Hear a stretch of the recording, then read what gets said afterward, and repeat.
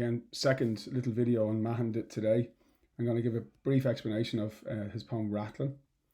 It's a fantastic poem, so rich in imagery and symbolism and thematic observations. It very much fits in with what we know about Mahon's poetry, his interest in history features in this poem. The fact that he's a narrative poet who tells stories. This poem actually has two really interesting stories. The fact that he builds his poems around characters. The poems always contain really kind of evocative settings. There's not one of his poems that doesn't have a really evocative setting. And his use of symbolism and how he uses those stories, those characters, those settings and those symbols in order to make really interesting philosophical observations about human life and existence. So Ratlin Island is an island that sits up off the off the north coast of Ireland, up above County Down, and or Antrim, actually, now that I think about it. And it is a sanctuary, a wildlife sanctuary. It's a bird sanctuary now, today. And when Mahon wrote this poem, he wrote the poem having visited the island as a sanctuary. Now, don't forget what a sanctuary is. It's a place of safety. And Mahon writes the poem and uses that idea of sanctuary to think about how we treat each other as human beings. And at the core of the poem is this incredible line, a lone light that repeats one simple statement to the turbulent sea. Now, if you're studying this poem, learn that line. Okay, learn that line. It's a fantastic line. It's a metaphor. You got a lighthouse. You got the sea, and the sea is stormy. The lighthouse, if you follow that light, it'll help you stay safe.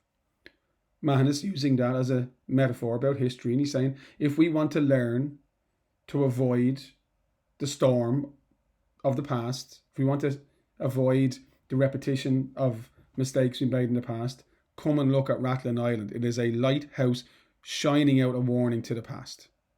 From the past to the present. Brilliant metaphor. So what's the warning about? Well, it's about how cruel we can be to each other. Because, again, as I said, with this guy, there's always a story somewhere. And here the story is a story of this fella called Swar. Now, again, for you Gaelgors, I apologise and please excuse my pronunciation. Swarla Bui. See it there?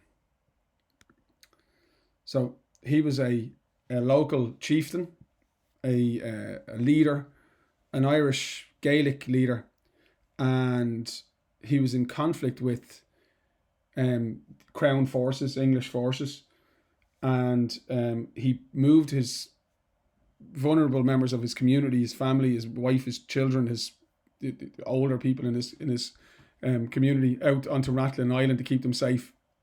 And the English sailed out, I think it was 3 ships, out to the island and slaughtered everybody on it. And Swarla Bui, Mahon imagines him standing powerless on the mainland, hearing the screams of the Ratlin women. It's a shocking image of a man standing there, a powerful man suddenly becoming powerless. And the poem is essentially about, violence and how awful it is, and how, Northern Ireland, where the poet was from, and certainly when he was writing this poem, was in a cycle of violence. And what does it achieve? So 400 or 350 years before the poem was written, you had this terrible massacre. You had division and hate based on religious, sectarian and political differences. And what Mahon essentially is saying in this poem is if we don't learn the lessons of the past and the things that happened to the women on Ratlin Island and to Swarla Bui, well, we are cursed to repeat those mistakes in the modern world. So it's a really, really fantastic, thought-provoking, interesting message. I won't spend too long on this. I know, you don't like the videos to be too long. Again, I'll say, if you're looking for notes, you can purchase notes. Email me at pmcbrunner@icloud, and I'll be able to sort you out. There's a lot of notes that you can buy for not a lot of money, and So again, if you're looking for them, just PMC Brunner at iCloud. Okay, that's if you're not in my classes already, of course. So the first stanza is a exploration of the modern Ratlin Island, and it's so evocative. It's so like this guy is a painter. He's a painterly quality with language, Derek Mahon, and he's able to bring the atmosphere of this island to life in this stanza. And it's a place where there's, it's a bird sanctuary. It's quiet. It's a filled with, these incredible sounds of wildlife, but no human life. A long time since the last scream cut short. I mean, is there a better opening line in any poem you've read? I don't think so. What a great line that is. It's certainly, we talked before in class, many of us, about how one of the things you're looking to say when you're writing the style answer to the reading comprehension texts, look out for dramatic or engaging openings. Great writers, good writers, interesting writers craft and shape interesting openings to grab our attention, and they often do it by creating curiosity. And I know when I read that line first, I went, what scream? What happened? When you marry that to the fact that he uses sibilants in that line, see the S's, 1, 2, 3, 4. He uses sibilants in that line, and then a long time since the last scream cut short. So we've got meter, iambic pentameter in the line. There's 9 Slavic beats there, but it fits with iambic pentameter. You've got this dramatic opening line, creates curiosity. It's atmospheric with the sibilants. It's rhythmic with the sibilants and the meter. Fantastic. Then an unnatural silence, and then a natural silence. Now that's really clever. So the unnatural silence is the silence that comes after all these people were killed. So there's this scream, that you hear this scream, and then it's cut short, and then there's an unnatural silence, this eerie, atmosphere on the island of all these people who are now dead. You can imagine. But then time moves on, and a natural silence comes in because all the people are gone off the island, and nature takes over. Slowly broken by the sheer water, that's a word, by the sporadic conversation of crickets, the bleak reminder of a metaphysical wind. Love that line, I'll explain it in a second.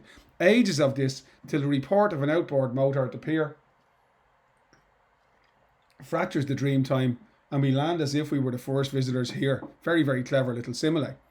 This image here of the metaphysical wind. Metaphysical means to do with the imagination. So if you can just kind of close your eyes for a second and visualize a room in your house, you've just gone on a metaphysical journey.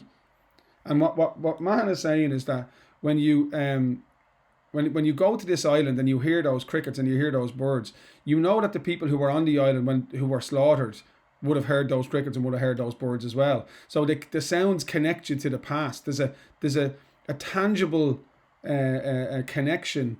When you go to this place, you feel a connection with the past. Very clever. It's like the island itself is like a museum. The whole island is sanctuary where amazed, oniric, dreamlike, that means species whistle and chatter. There's this use of onomatopoeia to bring the sounds of the place to life. The aural sense is stimulated. This is a guy who tells stories that are vivid and powerful and have settings which are conveyed in a way which appeals to our senses, not just the visual sense, but the aural sense and so on. And a sanctuary, again, a safe place. And there's this incredible bit of writing where it's like cinematic description of the island. Like you're reading the lines and you're seeing what he saw when he went out there. These birds evacuating. I love that verb, kind of plunging down rock face and cliff top. Cerulean distance. This kind of color of the sea out to the greeny blue color of the sea out in the distance. An oceanic haze, nothing but sea smoke to the ice cap, and the odd somnolent, sleepy freighter as it slowly moves by across the North Sea. And then we have this juxtaposition with the peace of the island, with the reality on the mainland, bombs, doze, and the housing estates, and jolts you out of your comfort. The housing estates, houses are supposed to be places where we feel safe. Bombs are dangerous. Bombs are going to bring destruction. So that juxtaposition of the bombs with the peaceful island, and then the juxtaposition of the bombs with the housing estates, that's very disturbing. And what Mahon is doing is he's saying, look, this place is beautiful and peaceful, but we must not forget that the world we live in is not peaceful, and the world we live in is full of danger. And if we don't listen to the warnings of the past, we're cursed to repeat the kind of suffering that's gone on in the past. And what a message that is. And by the way, this poem might have been written, about Northern Ireland in the 1970s. You telling me it's not relevant to the Ireland we live in today, or the world in which we live in today? Anyway, but here they are true with history, custodians of a lone light that repeats one simple statement to the turbulent sea. And the statement is, he doesn't say what the statement is. The statement is, watch out. Watch out. What will happen if you let hate take over again? What will happen if we let violence take over again? And then he brings us back to that key moment in history. A long time since the unspeakable violence in Soir le Bouy, and this image is so powerful, isn't it? You can see this strong man, this chieftain, this warrior, utterly powerless on the mainland, heard the screams of the Ratlin women borne to him seconds later upon the wind. I mean, that again, vivid, photographic, clear writing. Very clever. And then he brings us back to the present. Only the cry of the shearwater, that's a type of bird, and the roar, another example of onomatopoeia, of the outboard motor disturb the singular peace. Spray blinds, the water's kicking up as they go out into the water. We leave here the infancy of the race. I mean, again, symbolism, amazing symbolism there. If you want to know who we are today, he's saying, look at our past. If you want to know why do we have divisions in our society today, look at our past. And he ends with, for me, one of the best metaphors I've ever read, and I've been teaching poetry for 25 years. He ends with this line, or this couplet: unsure among the pitching surfaces, pitching up and down, right? Whether the future lies before us or behind. And you talk about philosophical observations. Mahon is leaving this island, literally bobbing up and down in the water, using that as a metaphor for our life, our stories, our histories, the way, we experience life. It's never flat. It's never linear. It's always up and down.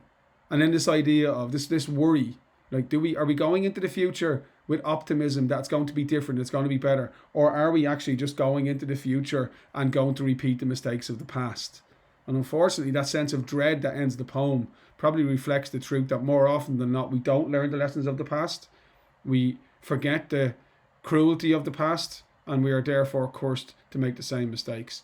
And if there's no other reason to read this poem in modern Ireland, I think that's justifies anybody reading this poem, whether they're doing the leaving cert or not.